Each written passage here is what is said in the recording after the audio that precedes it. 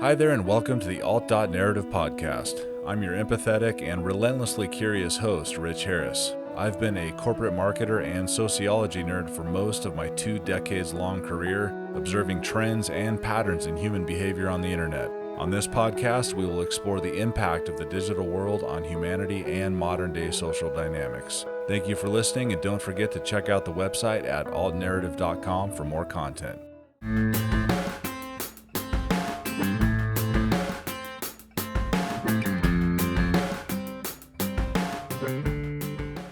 Hey everybody, welcome back to the Alt.Narrative Podcast. My name is Rich Harris, I'm your host, and today I have a really cool guest. Been a friend for a long time. His name is Ray Proc. We met years ago at a Twitter conference that I was a panelist on, and it was really cool meeting somebody that did not fit the demographic that was at that conference. Ray is in agriculture, and when I was up there in Seattle, there was a bunch of kind of young techie types, all over the place at this conference. And we were at a mixer after the conference, and I looked over and I saw these 2 dudes sitting there. One of them had a big cowboy hat on, and then the other guy definitely, kind of t-shirt, jeans, flannel wearing guy. And I was like, I want to go hang out with those guys. Those guys look like they're chill, and I didn't really fit in with kind of a lot of the other crowd there, to be honest. And so it was nice to come hang out. And we ended up having a lot of great conversations about social media and their industry and the impact of social and the things that they were working on and that they were sort of front loading for their industry. They were definitely innovators when it came to facilitating digital conversations in their industry. We all are aware that, the rural industries, agriculture, stuff like that, they're always, just by the nature of what they do and where they're at, they've been, at least in the past, always kind of playing catch up in the technology world just because of what, where they are. And so it's not as readily available. It's different now, but mostly thanks to people like Ray and a mutual friend of ours, Jeff Fowl. So without further ado, I'll go ahead and welcome Ray. And Ray, why don't you just tell us a little bit about yourself and your background and your company? So you're being nice, Rich, and saying it was a few years ago. It was a full decade ago. Yeah, that's true, I guess. That was, and because of my age being similar to yours, I had to actually go look that up real quick. I couldn't remember, which is getting to be more prevalent every day. So I am a second-generation dairy farmer. My parents started the dairy farm in 1972, right before I was born. So that give you my age. I'm pushing 50. I don't want to talk about it much, but one of the things that I think you and I have realized is we need to focus more on what makes us similar versus different. What makes us different is kind of unique and cool, but what we have in common is what makes us be able to hang out and chat like this. And that's what I appreciate. I remember back to that Twitter conference. I was kind of cool. We were there as attendees, and we kind of became the token attendees when it got out that there was a dairy farmer and a cowboy in the audience. And oh, wait a minute, they got a pretty decent following on Twitter too. It kind of was, excuse the language, what the hell's going on? And that's what kind of made it. And so the last decade plus has been a mission to help share our story and share the stories of what we do on the farms, because as you know, we're really closely connected geographically. Santa Cruz is not even 100 miles or so from where I'm at. I know you made a day trip over here, but when it comes to some fundamental things and life. Well, cool. So why don't we, one of the things I wanted to kind of bring to light too is, during the last 4 to 5 years, but this really has been starting way before that, before the last election and stuff like that.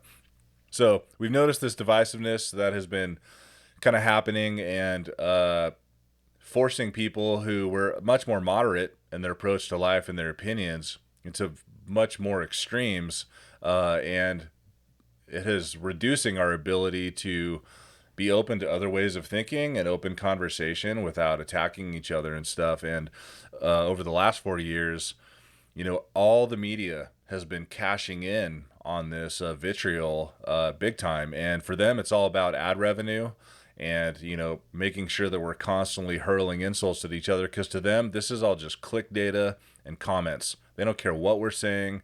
They don't care how much we're starting to not like each other because we're different from each other. They're just going for it because there's money, straight up, And so I'm curious as to how you started to know, like when did you start to notice these types of changes in social media coming from the agricultural background and some of the industry and the sort of, just the dynamics in your culture? So that was one of the reasons why you and I met was we were seeing that back in the early 2010s. And that's why Jeff and I and others were doing what we did. We left that conference. We actually shoehorned that conference into our schedule because we left that night. I don't know if you realize we left from that reception afterwards and took a red eye to St. Louis. And that's where the foundation that we started at the time, the Ag Chat Foundation, was started the next. We were meeting and we kind of formulated that the next day. And so we wanted to make sure that we were doing our part to get out and meet with some of those people in the community. And we were starting to see it early on that a lot of the anti-agriculture groups were using social media because it was a great platform to get your voice out quickly and on a massive basis. And we saw, and you stopped saying we saw that there was a huge opportunity for us to do the same things that they were doing. And by doing the same things that they were doing, it would allow us basically to share our stories. And early on, I realized that it really wasn't an us versus them. And we needed to start having conversations. And the root of what I think you were alluding to is we as society, we've forgotten how to go next door and have a conversation with our next door neighbor. We've forgotten how to think critically, and we've forgotten what it's like to just be human and not worry about, don't want to say not worry about, but there's a lot of things that we can't change right now that we feel like we can change. And we spend a lot of time focusing on that instead of focusing on what you and I, as Rich Harris and Ray Proc, can change. And that's what frustrates me with society right now. Yeah, exactly. My first taste of why I did not want to get into news and public journalism after the internet kind of took over that whole industry was for about a year. I think this was 2011. I was basically the principal social business blogger for a tech publication online, and you get paid a certain amount of money for doing 2 to 3 posts a week, regardless of how much traffic they get. No traffic or lots of traffic or a certain amount of traffic, you get a certain amount of money. That's it. And this one time, the story broke, or I caught wind of a conversation, and so I was one of the first people to write about when there were some rumblings that Facebook was handing over user data to the FBI without us knowing. And so I was like, oh, that's kind of interesting and a little bit alarming, but whatever. I wasn't intentionally trying to alarm anybody with my headline, but my headline was something to the effect of, is Facebook handing over your data to the FBI? That's all I said. The blog post maybe had 2 small paragraphs, and that thing took off it went insane. And I got paid 15x for that one blog post, more than any other thing I had ever written.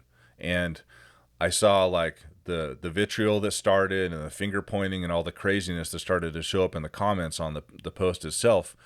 And I realized real quick that if I wanted to make money in this day and age as a journalist, that I was basically going to have to sell my soul and give 0 shits about society and my impact on humanity if I wanted to make a living doing that. The only way to do it was to jerk a bunch of heartstrings and reactions out of people, and immediately I quit. I stopped doing it as a result of that because I knew that I was not going to bring anything positive if I wanted to get paid.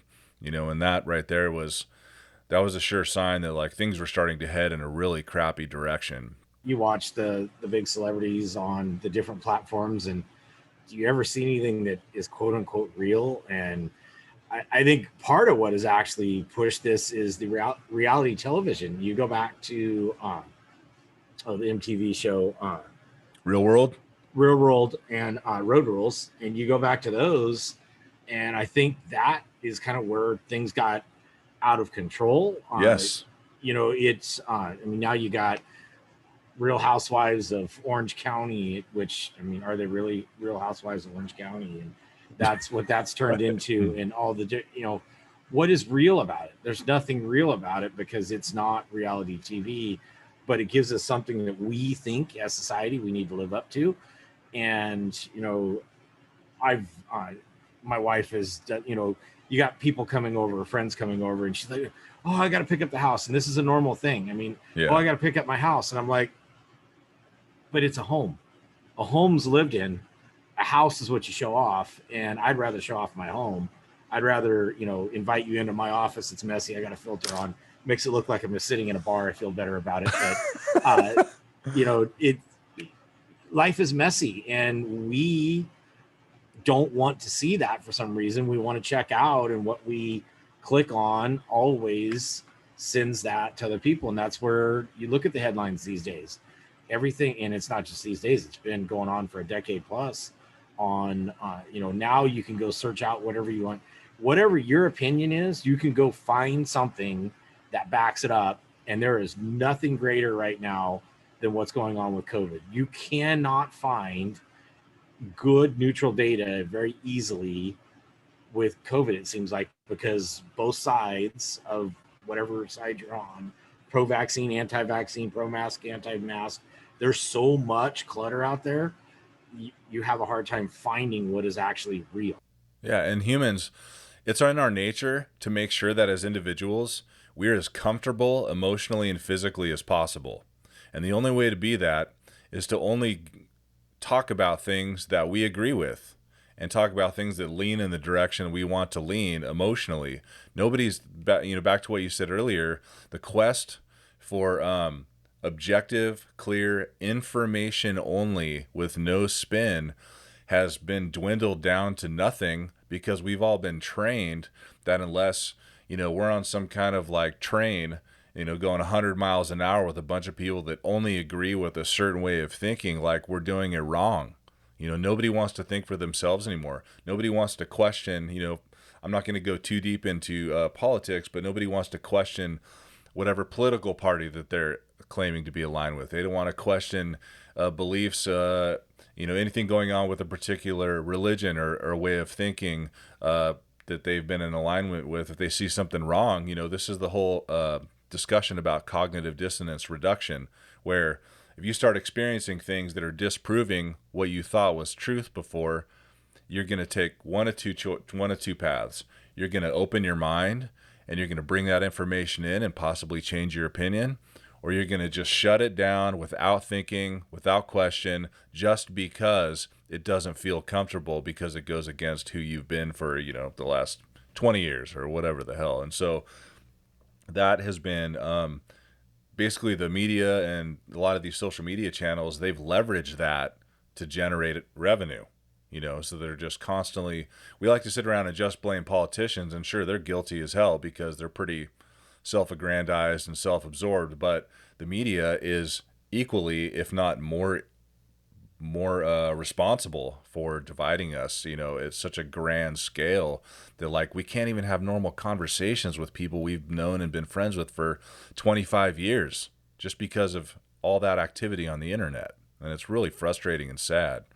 It's amazing how simple it is when you boil it down to being able to think critically, which, oh, by the way, I think is something we can go off on a tangent on education and how, especially California, how stringent it is in California in a K-12 setting. But I really think the only thing that we're missing is a critical thinking course. And it's very easy. It actually can be done in a couple of days. Who, what, when, why, and how. Pretty simple.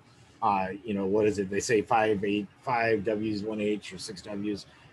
Ask those questions of yourself and ask that of anything you're thinking about. And it's pretty easy to start breaking through what's going on and figure out, think that critical thinking that's lost, and that, quite frankly, ability to have a conversation. It's, for people just to sit down and do what you and I are doing right now, so many of them would be just they. I think they would quake. It's kind of like, I think it's funny to watch Disney movies and how they are great predictors. And if you're not watching the adult themes, you're kind of missing out and picking out the adult themes. And one of the ones that I didn't really latch onto as a movie, but the theme, Wall-E. I mean, it's the Wall-E effect where we all sit back in our chairs and get lazy, and we're all like-minded, and we abandon the earth, and because we've polluted the crap out of it, which, I mean, there's a political nuance there, but uh, you know, you get that like-minded thing where you're just going to sit in a chair and turn it into a sloth or a couch potato, and I'm sorry, but I think that's where we're headed. Yeah, and the whole, the keyboard warriors and the armchair quarterbacks of the world are just, they're living that dream right now. They're like, sweet, I can sit here and be validated constantly on the internet for being as lazy as possible with my brain, and as somebody who has kids, you have kids, I have kids. I've never tried to steer my boys in any particular direction politically or with spiritual beliefs or anything like that. I want them to go figure that out and question things on their own, but also be good, respectful people while doing it. The amount of adults hurling childish insults at each other and name calling from all sides of the fence just blows my mind. Like, and even on LinkedIn, I've been talking to a few friends lately. LinkedIn went from being this, quote, professional site to the mudslinging on the schoolyard of like somebody in junior high. And these are like people that have CEO in their title of their own company, and they're talking to other people on the internet like that, in a professional setting, because we've been trained to just not care anymore. Let's just throw it all to the wind.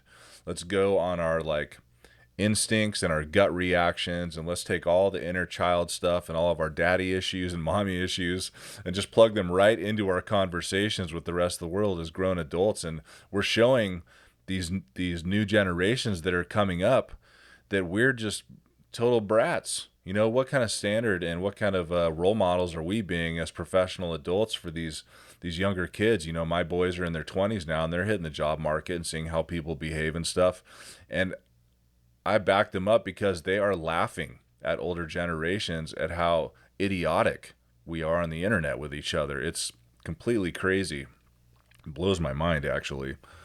We're similar stages. I mean, my youngest is 18. We're actually moving her to college in 2 weeks, halfway across the U.S., and that's kind of a weird thing. And this, you breached on the whole adult-child thing. That's kind of a weird thing too. My son turned 21 the other day, and I was able to actually buy him a beer. Yeah. Even it's though weird. It's funny that day that he turned 21, okay, what was different than the day before? Why is it that, and I know it's just an inanimate number that we pulled out of a hat, and I have frustrations with that. But what you reached on as far as being able to sit behind a keyboard is this whole thing that we have going on where we treat each other as inanimate objects because we can't see each other. And I think that is, that's been going on in society for a long time. I'm one of the people that will probably say, I think part of it goes back to gaming. And some of these people, they have no social skills outside of gaming, and they see human life as an inanimate object that can be expired and brought back again in gaming. And if we're not teaching social skills and teaching people how to interact with each other in person, how do we think that they're going to function in society otherwise? And we're opening a huge can of worms, and I think a lot of it is boiled down to social skills. I mean, we have no social skills, but we're going to use social media. Yeah, well, that is a constant discussion that I'm seeing. There, a couple previous podcasts that I just put out, I was just reading articles, or sometimes I read articles by other people that are much smarter than I am, just because I love what I learned from the article, as a podcast episode. And the idea of, social media and mental health, and social media and depression and isolation, it's a very, very, very real thing, and it's very damaging. My wife and I, as we started to get older, we were like, And you get older and you're not really as keen on going out all the time as much, especially if you got a nice home life and it's comfortable and you're, which I'm grateful for even having that. And so we started socializing less, and we were making excuses all the time to not just touch base with even our closest family and friends because we just didn't want to go out anymore. Right. And then once some of the restrictions started to lift over the last few weeks, we really made an effort to invite people over just to have, bottle of wine and, let's have some food, or, hey, let's go meet at a restaurant and clank some beer glasses together and just have a good time and catch up and ask about each other's kids. And even if it's like really light topics and we don't go super deep or whatever, afterwards, I recall, my wife and I would come home and be like, wow, I did not realize how much I missed that and how much I need that just as a human being, an organic human being. Like, this is what we're supposed to be doing. This is how human beings got this far in the first place, is by having that in our lives. And so we've really been trying to make an effort to change that shit. And I worry all the time about our kids and newer generations. I do feel like they are doing a better job in some cases, actually, of figuring out this problem, and they're creating new reasons to get together physically. Younger generations are doing that. A lot of Gen Xers like to blame the kids, for getting too digital and too much on social media. But what I'm starting to find is that it's the grown adults that are having the bigger problem with it. And we're not the ones going out and, doing meditation classes and doing other things and just encouraging people to get together as a group and creating hiking groups and stuff like that. But the kids are doing that stuff, and they're starting to put their phones down more often than our generation is. It's interesting to see. Before you started recording, I was telling you I got away from the dairy for a 24-hour time period, which is huge for me because the dairy is 24 hours a day, 365 days a year. I miss the 7 days a week, but and I went up to an area of California that has limited cell service, and it was refreshing. But at the same time, I kept trying to find where I had signal, which part of that was kind of a game of, hey, how still can I stand to get a full signal or whatnot. But it's, we cuss these phones and we curse these phones, but then we can't leave them. You and I both grew up without cell phones as kids. Thank God, because some of the stupid shit I did, it's a lot better to tell the stories than not. And I'm pretty proud of my kids that, when I said my son turned 21, well, I'm just now finding out about some of the stupid shit that he did. On one hand, I want to slap him upside the head, and being a dad, I'm like, yeah, right on. When you hear stories of your kid figuring out how to get into a bar at 17, that's stuff that legends are made of. Right. But the problem is it's your own kid. And it's like, you want to tell them, you stupid, you're not supposed to do that. And then at the same time, you're like, damn, why didn't I do that? Right. Stuff. Like, I'm more mad at you because that was a great idea that I never thought of, to be honest. Exactly. Yeah. And so, but like you said, it's interesting watching and seeing how they're figuring out how to put their phones down. My daughter is navigating. She's getting ready to head to Oklahoma to go to school. Mm-hmm. So she's navigating that. And luckily, there's a lot of kids from California that are going, and she knows a lot of people. But it's interesting seeing how much different that socialization is in a different part of the U.S. The personal attention that she has gotten as a human in that institution she's going to, Oklahoma State, is just, I can't believe it. She needed a recommendation for something that she was doing, and she needed a recommendation from someone that had already been involved in that. And not knowing many people from Oklahoma, she had no idea. So she called up her advisor and said, hey, I'm at a loss. We haven't been able to figure out anybody. Do you have any ideas? And her advisor goes, yeah, my daughter. And gives her her daughter's cell phone number, and, hey, figure it out. And that's the kind of stuff that we as society, we need to get back to. We need to get back to looking out for each other and doing that reaching out on brain food and, getting out, having conversation. So back to the camping thing that we did, we went up with another couple that they were going to be there for a couple nights by themselves before their family came up. So they had all the standard camping games, Uno, and, all the different stuff, and a version of Games Against Humanity or whatever, Cards Against Humanity. We were there for one evening with them, and we never got it out. We were up till, for me being up till 10 o'clock is late.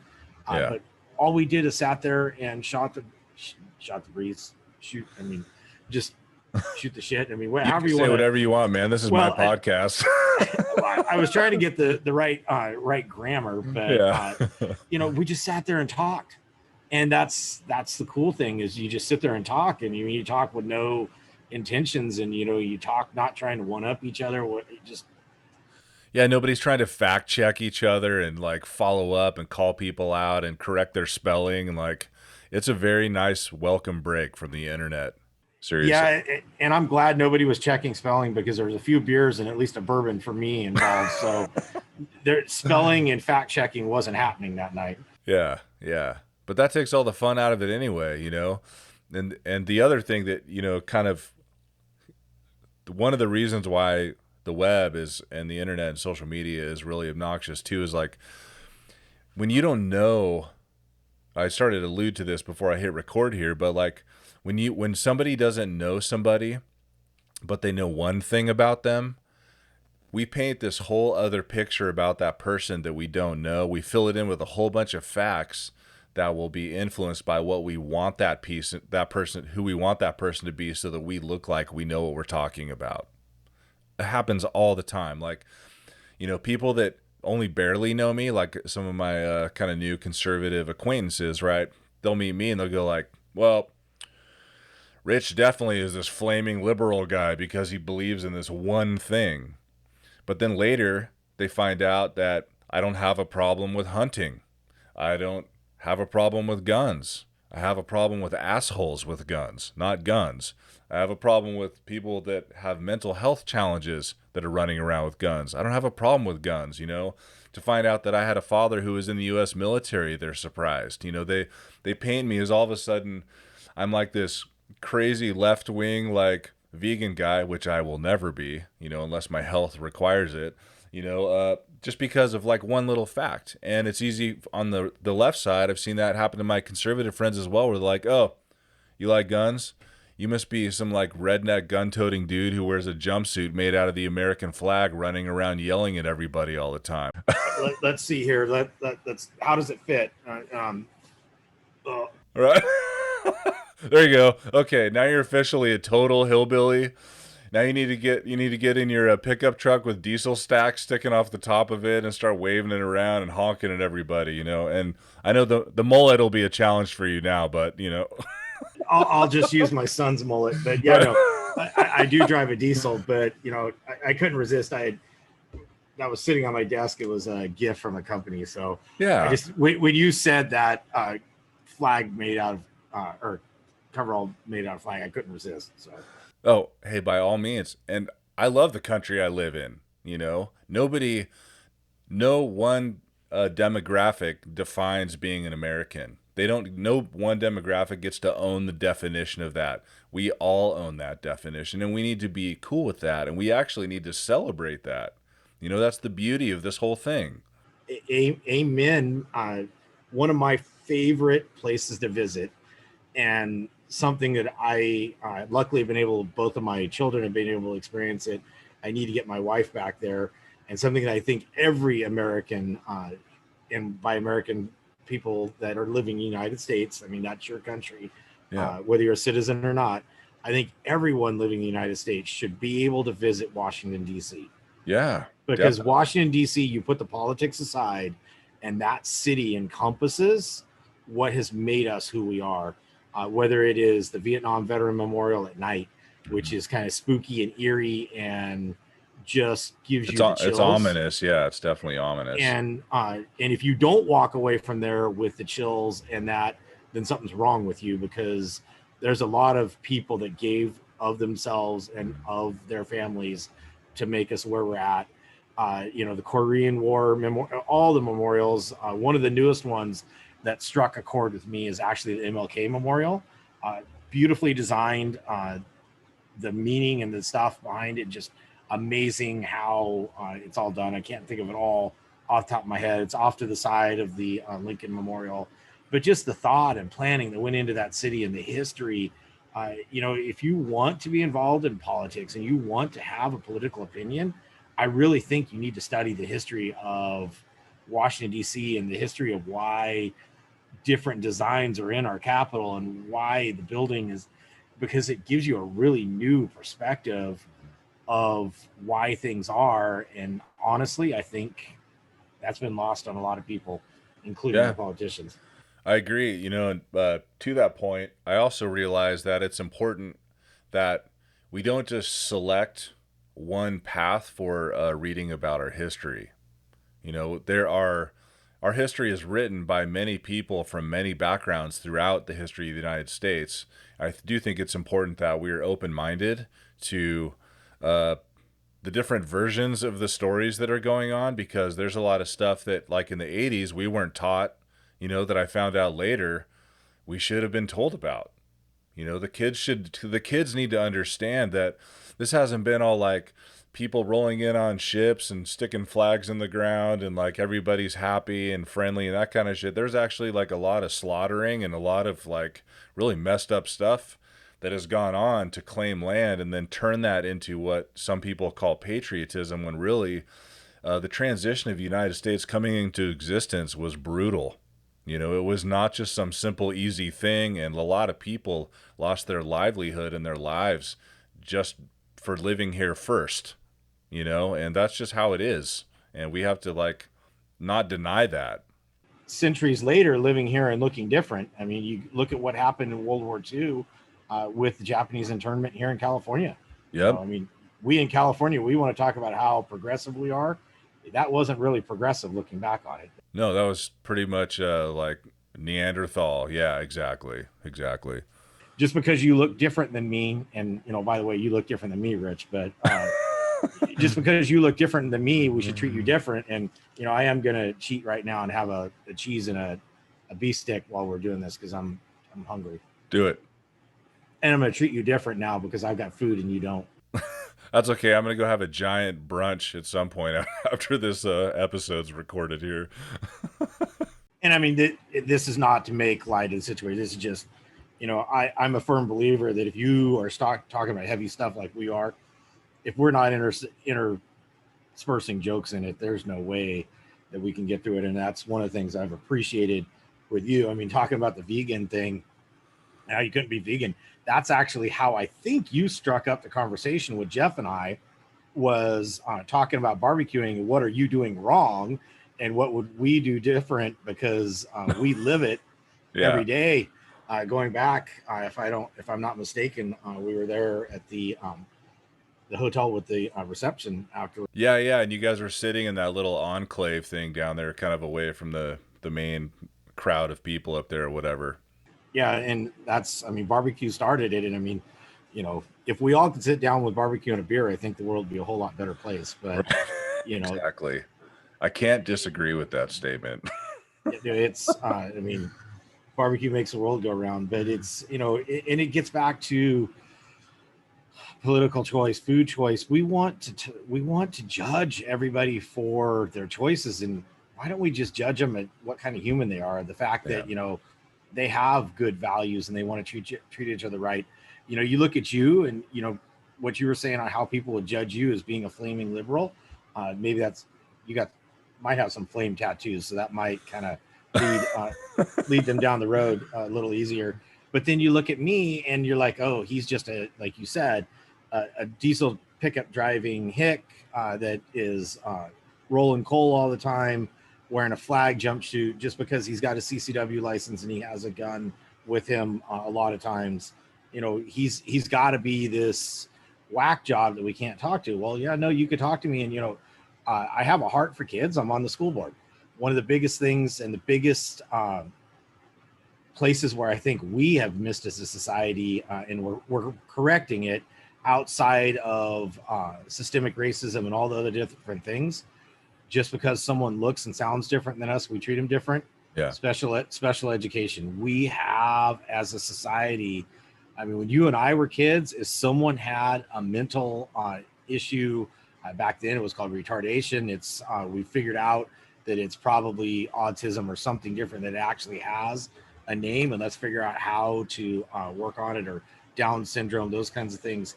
Let's treat them like humans, and they will respond, and they Yeah. will do everything within their ability to respond.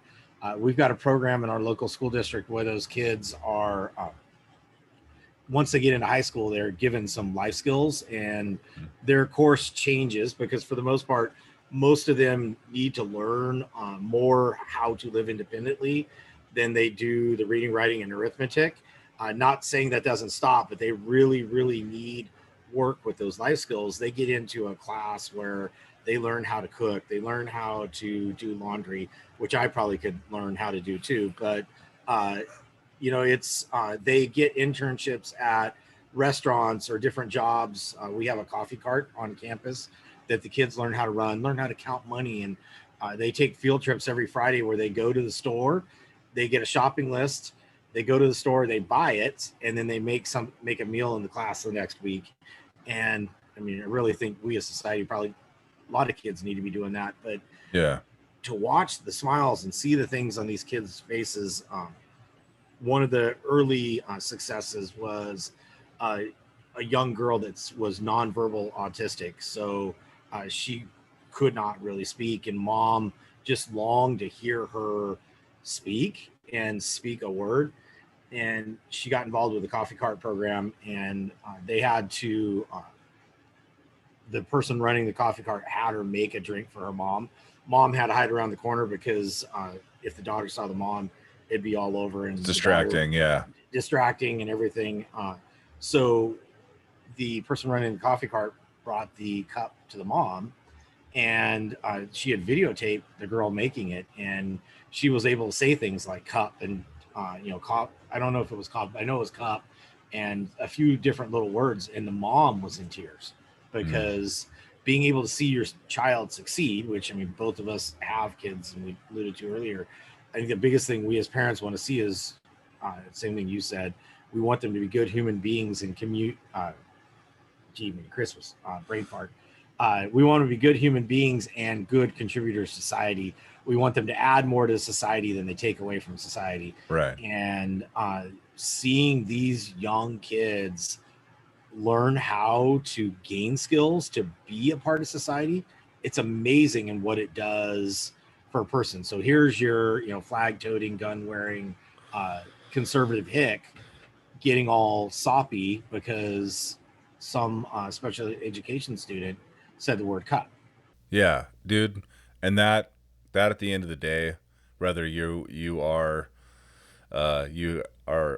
have a religion you believe in, or you're an atheist or whatever, at the end of the day, what really truly matters is what you just said, which is just, we have to remember that we're a part of something greater than ourselves, and we have to constantly make sure that part of being alive is service, and we need to be helping people as much as possible that need that help and that can't do those things for themselves at all costs. Because if we were to cut all the philanthropic people out of the mix off the earth and just remove them, this place would basically blow up in about like a year. You know what I mean? And so it's really important we're doing that. I got my first experience, and I'm very grateful for this, is my first marriage, my first wife. I acquired a sister-in-law who had Down syndrome from that, and I still consider her my sister-in-law today. She's so wonderful, and I got exposed to the whole Special Olympics crowd because of that relationship, and I'm so grateful for that. And it really brought everything down to the basics in terms of ethics and just what life was about. And then when I had my own kids, it kind of sealed the deal. It's like, we got to take care of these people and help them out and make them feel like they're part of the rest of us, that they're not outcasts, they're not marginalized, and they're not weird or different. Make them feel like they're normal. That's their normal, and they're part of the bigger picture, So it's nice to hear that you've been able to participate in some of that stuff. Well, hey, we're getting kind of close to the hour here. Yeah, already. See, it's easy when you get to just have a free conversation with somebody to actually get to that point, and it's nice and refreshing, actually. But I appreciate your time, man, and we're definitely going to do a follow-on conversation, I think, and I think it would be a good idea as well to, if you have other people, that you feel would be like a good guest for the show to have these kinds of conversations with, within your circle. I'd love to hear from them, and if they can see this episode and they want to have a chat about some things, or want to have an active listening, active dialogue session with somebody that they don't know much about their background and vice versa, and we can have a progressive conversation about stuff, I would totally love that. Yeah, no, and that's where you and I mean, that like thing where we both wanted to share stories. I mean, that's, the biggest thing, wrapping up this whole social media thing. I went full circle social media, same thing you did, trying to get out there, get the clicks, had the blog, all that stuff, where I've turned it into a relationship builder, trust builder. And I have more fun with the conversations like you and I are having, and chatting every once in a while, and putting snarky comments on Facebook, and actually turning Facebook into what it should be, and sharing funny stuff instead of memes that we say that we think are facts. Yeah. So it's right. it's cool seeing what we're doing and the ability to share these stories. And I'm still waiting for you to ask me one question. I just wanted to have a conversation, I mean, a question starts out a conversation, but after that, where it goes is just its own natural trajectory. But is there a specific question you were waiting for? Yeah, I was waiting for you to ask why the hat says Hummer. I've been thinking about it since we started this, and I wasn't going to make any assumptions, but I assumed it had to do with machinery, or maybe an ag term that is known. There's a trucking company that their family name is Hummer. I would have hated growing up with that name, but their family name is Hummer. So I intentionally wore it thinking that I could get your brain going a little bit. And this whole time I've probably been inside your head. Oh, you were. Yeah, you were. Yeah. Yeah. Well, I'm glad that you brought that up, actually. And it punctuates the point. I assumed that it was something like that, knowing you know what I mean? So, but I'm glad. This is the kind of thing that I know, like some of my friends, if they were to watch this, they would zero in on that hat and start making a huge laundry list of assumptions about who you are until we got to this point in the conversation. So it's actually a nice lesson. So I appreciate that, actually. It was done intentional, because you and I have been on this, don't judge us by our opinions, because when people see you and I, when we get the rare chance to hang out, and even if we add Jeff to it, Jeff is the cowboy with the cowboy hat and looks more like a Marlboro man than my chunkiness. The stereotype is you go from basically what could be labeled as a punk rocker all the way to the cowboy. And, why would they hang out together? Well, because we like beer, we like bourbon, we like barbecue, and we like to bullshit. We'd rather find good people that we have something in common with and seek that commonality out, as opposed to seeking out differences. All right, well, that wraps up today's episode. I'd like to give a huge thank you to my friend Ray Proc, amazing guy, doing a lot for his community, comes from an industry that I was totally unfamiliar with before we met, and I'm really glad that we're friends. And I visited his dairy farm a couple times already, and I plan on going back out there again to hang out, and hopefully we can end up kind of expanding our friendship network a little bit. I love to meet some of the nice people that I know Ray has in his life and in his industry, and hopefully one day I can do the same for him. So thanks, Ray, for joining me on the show here. I appreciate it. Thanks for having me on the show. That wraps it up for today's Alt.Narrative podcast episode. Thank you for listening, and please check us out online at Alt.Narrative.com for more content.